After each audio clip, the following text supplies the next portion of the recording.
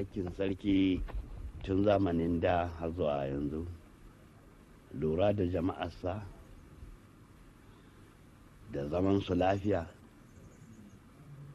da kiyayewar lafiyarsu da ƙoƙarin cin gaban jama'a tasa zuwa lokacin har zuwa lokacin zamani na yanzu.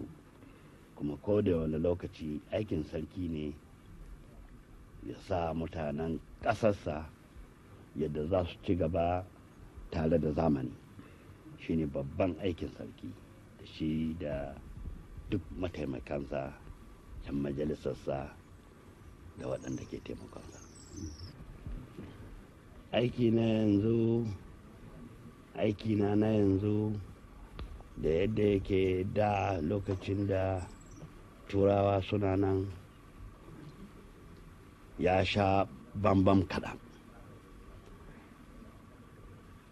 Yanzu ni ina cikin gwamnatin Najeriya ta Arewa.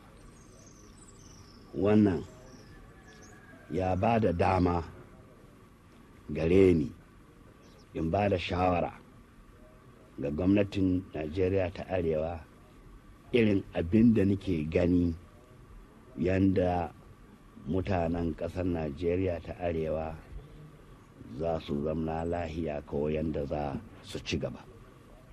To tun cikin shekara 5 da samun mulkin ƙasar Najeriya baki ɗaya, ni abin da nake gani lalle samun mulkin kan ƙasar Najeriya baki ɗaya ya jawo mata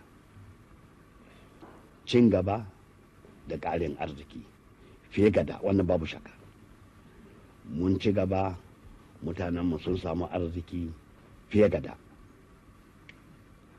Wani abu wanda zai sa mutum ya ce bai ji daɗin wannan ba, ba wani abin da zai sa mutum ya ce bai ji daɗin wannan ba, sai dai bambancin ra'ayi na jama'a kurum shi kadai.